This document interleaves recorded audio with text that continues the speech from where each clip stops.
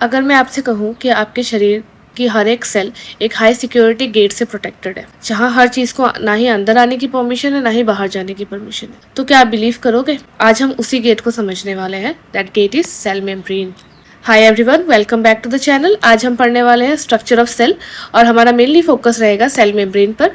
We will discuss about the diffusion and osmosis also, the difference between the diffusion and osmosis, और fluid mosaic model को भी हम पढ़ने वाले हैं। तो लेट्स स्टार्ट। इमेजिन करो कि आपका एक घर है और उसमें एक मेन गेट लगा हुआ है। इमेजिन, है ना? तो मेन गेट से हर कोई तो अंदर नहीं आ सकता, है ना? सेम वे सेल मेम्ब्रेन है। सेल मेम्ब्रेन से हर कोई अंदर नहीं आ सकता।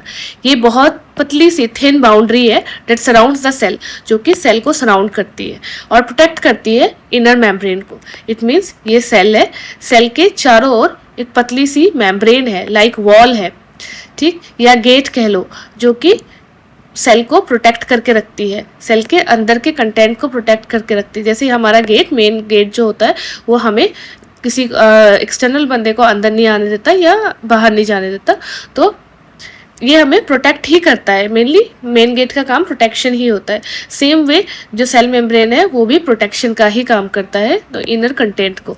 It defines the individuality of the cell and it is the cell membrane is also called as plasma membrane. CM is equal to PM। Trick है, समझ लेना।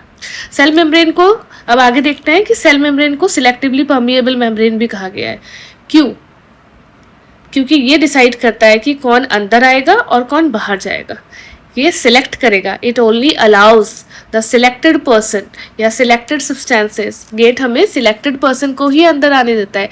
Gate सिर्फ नोन पर्सन को ही, गेट सिर्फ नोन पर्सन के लिए हम खोलते हैं, हम हर किसी के लिए खोल के नहीं रखते। सेम वे जो सेल मेम्ब्रेन है ये सिलेक्टिवली परमिएबल मेम्ब्रेन है। It means it allows some substances to pass through it while blocking the others। बाकी चीज़ों को, जो चीज़ें अनवांटेड है उनको वो ब्लॉक कर देता है। एक क्वेश्चन बनता है ऐसे, एग्जाम्स में क्वेश्चन पूछते हैं, why cell membrane is also called the selectively permeable membrane, या ऐसे भी पूछ लेते हैं, selectively name the selectively permeable membrane. तो आपने वहाँ आंसर लिखना है सेल मेम्ब्रेन, या आप प्लाज्मा मेम्ब्रेन भी लिख सकते हैं। ठीक, इस टॉपिक को हमने कवर कर लिया। अब हम नेक्स्ट टॉपिक पे चलते हैं। ये बहुत इंपॉर्टेंट है एग्जाम पॉइंट ऑफ व्यू में भी और वैसे भी आपको समझने के लिए भी। तो आगे चलना है हमने। अब सपोज करो कि आप रूम में कहीं भी किसी एक कॉर्नर पे हम रूम स्प्रे कर रहे हैं। तो ऐसा होता है कि रूम स्प्रे हमने किसी एक कॉर्नर में किया, लेकिन कुछ टाइम बाद पूरे रूम में वो स्मेल, खुशबू फैल जाती है। इस प्रोसेस को क्या कहते हैं? या किचन में खाना बन रहा है, मम्मी ने घर पे किचन में खाना बना रही है, लेकिन थ्रू आउट द, अगर बहुत कुछ अच्छा बन रहा है तो बहुत थ्रू आउट द कमरे, सारे जितने कमरे हैं सभी में खुशबू फैल जाती है। कैसे कैसे पता चल जाता है? हम किसी और रूम में बैठे और हमको पता चला मम्मी ने बहुत कुछ अच्छा बनाया है। How? What is the process behind that? That is diffusion. Diffusion क्या है? Net movement of the particles. Particles का movement है from the higher concentration. It means कि जहाँ particles ज़्यादा है वहाँ से move करेगा जहाँ particles थोड़े हैं। Movement of the particles from the higher concentration to the lower concentration. ठीक है? Which occurs without a membrane. इसमें diffusion में किसी membrane की ज़रूरत नहीं है। रूम, किसी भी एक कॉर्नर में रूम स्प्रे करो तो सारे कमरे में खुशबू फैल जाती है, बिकॉज उस हायर कंसंट्रेशन से लोअर, इस हायर कंसंट्रेशन से लोअर कंसंट्रेशन की ओर मूवमेंट हुई है। This process is known as diffusion. अब हम नेक्स्ट लेते हैं movement of the particles. Osmosis लेंगे अब हम। इसमें भी यही है, सेम डिफ्यूजन का स्पेशल वर्जन है। आप ऐसे कह सकते हो, जो ऑस्मोसिस जो है वो डिफ्यूजन का स्पेशल वर्जन है। तो इसको हम ऐसे लिख सकते हैं या ऐसे समझ सकते हैं, it is the movement of, हमने डिफ्यूजन में क्या करा, मूवमेंट ऑफ पार्टिकल्स था, लेकिन ऑस्मोसिस में क्या होगा, मूवमेंट ऑफ वाटर मॉलिक्यूल्स होगा through selectively permeable membrane, through selectively permeable membrane. This is called osmosis. Osmosis को हम एग्जाम्पल के तौर से समझते हैं। हमने रात को ड्राई फ्रूट्स भिगो दिए, या एग्जाम्पल ले लो, हम रात को कंटेनर में जो किशमिश होती है जिसको रेजिन्स कहते हैं उसको हम भिगो देते हैं। तो पानी में डाल के हमने इसको भिगो दिया, सुबह तक या आफ्टर 8 to 10 आवर्स हम क्या नोटिस करते हैं कि वो रेजिन्स स्वेल अप हो गए हैं, है ना, उनका साइज इंक्रीज हो गया है। हाउ?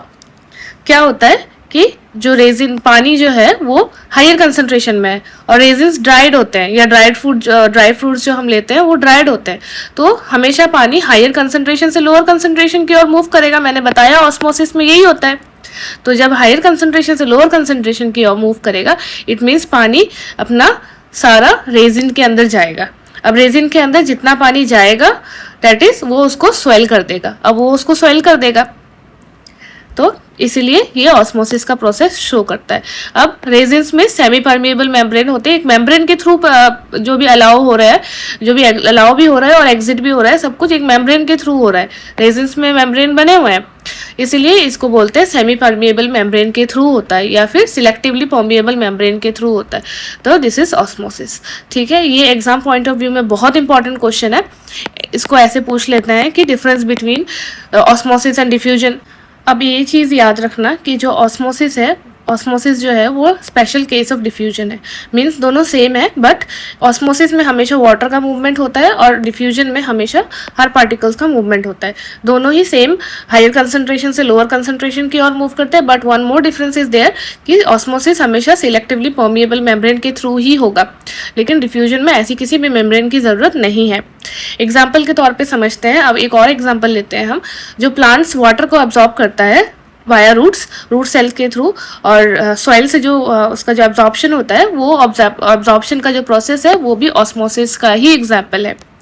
ठीक, अब हम नेक्स्ट आगे बढ़ते हैं। There are mainly three types of osmosis. ठीक है, ऑस्मोसिस के 3 टाइप्स हैं, that is hypotonic, isotonic and hypertonic. Hypotonic solution वो सोल्यूशन है जिसमें वाटर मॉलिक्यूल्स ज़्यादा है इन टर्म्स ऑफ सेल में वाटर मॉलिक्यूल्स कम है और बाहर जो पानी है उसमें वाटर मॉलिक्यूल्स ज़्यादा है। इट मीन्स कि वो हायर कंसंट्रेशन में है। बाहर जो सब्सटेंस है वो हायर कंसंट्रेशन में है, तो हायर कंसंट्रेशन से वो क्या करेगा, हाइपोटोनिक सोल्यूशन है। तो हमेशा हमने पता है हमें कि ऑस्मोसिस में क्या होता है, हायर कंसंट्रेशन से लोअर कंसंट्रेशन की ओर मूव करता है। तो इसमें भी सेम वही प्रोसीजर फॉलो करेगा।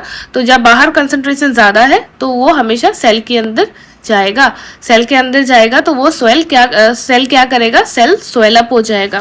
पानी जब अंदर जाएगा तो सेल फूल जाएगी। एग्जाम्पल जो हमने देखा कि हम रात को जो किशमिश भिगो देते हैं वो सुबह तक फूल जाती है। This is the process of hypertonic solution. Okay, now we move to the hypertonic solution. Hypertonic solution is exactly the opposite of hypertonic solution.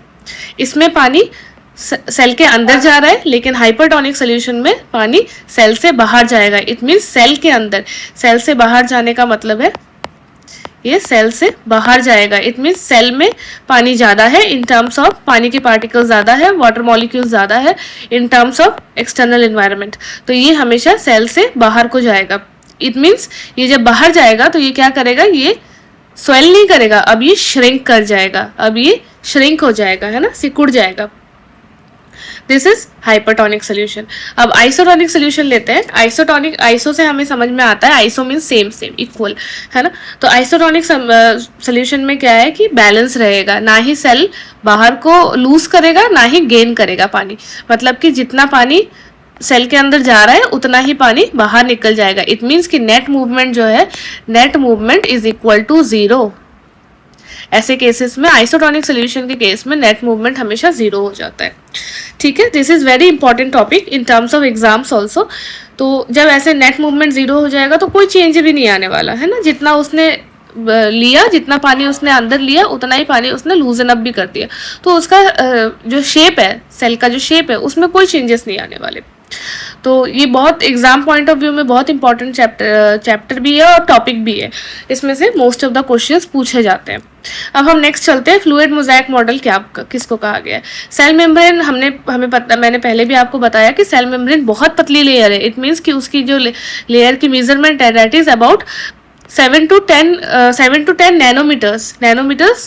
Nanometres में है। It is made up of, ये किससे बनी हुई है, ये बनी हुई है लिपिड्स, जिसको फैट बोलते हैं जनरली, और प्रोटीन से बनी हुई है। ये बाई लेयर होती है, जो प्रोटीन की लेयर है या लिपिड की लेयर, जो फैट की लेयर है, फैट मॉलिक्यूल्स की लेयर है, दैट इज बाई लेयर।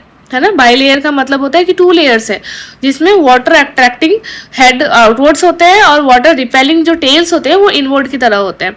और इसके अंदर एम्बेडेड होता है प्रोटीन्स। प्रोटीन इस पूरे मॉडल के अंदर एम्बेडेड होता है। मॉलिक्यूल्स कैन मूव साइडवेज, कहीं भी मूव कर सकते हैं। ये जो मॉलिक्यूल्स होते हैं ये कहीं किधर को भी मूव कर सकते हैं, साइडवेज कर सकते हैं, फ्लिप कर सकते हैं, रोटेट कर सकते हैं विद इन द मेम्ब्रेन, लेकिन विद इन द मेम्ब्रेन ही। Hence it is called as fluid, इसीलिए इसको फ्लूइड कहा जाता है। Proteins in the membrane act like a gatekeeper in helping the substance pass through. ये जो प्रोटीन है ये क्या करेगा, मेम्ब्रेन को हेल्प करेगा एज अ गेटकीपर, कि वो किस चीज़ों को आने देना है और किस चीज़ों को जाने देना है, ये हमेशा ध्यान में रखना। देन आता है, सिंस ये मॉलिक्यूल्स को टाइल्स की तरह, लाइक टाइल्स की तरह है और इन अ मोज़ैक फॉर्म है, इसलिए इसको मोज़ैक मॉडल भी कहा गया है। All living cells communicate with their surroundings and their neighbouring cells through this cell membrane. जितने एक सेल दूसरे सेल के साथ कम्युनिकेट कर पाता है through this cell membrane only. However, लेकिन ऐसा भी केस है कि cells of plants like fungi, plants हो गए, फंगी हो गए, बैक्टीरिया हो गए, इनके पास एडिशनल लेयर ऑफ मेम्ब्रेन है, उसको कहते हैं सेल वॉल। ये जनरली प्लांट्स में, फंगी में और बैक्टीरिया में ही होते हैं। ठीक है, अब आगे का जो सेल वॉल है इसको हम नेक्स्ट डे कवर करेंगे। तो मेक श्योर आप चैनल को सब्सक्राइब कर लो, बेल आइकन को हिट कर लो, ताकि कोई भी टॉपिक आपसे मिस ना हो।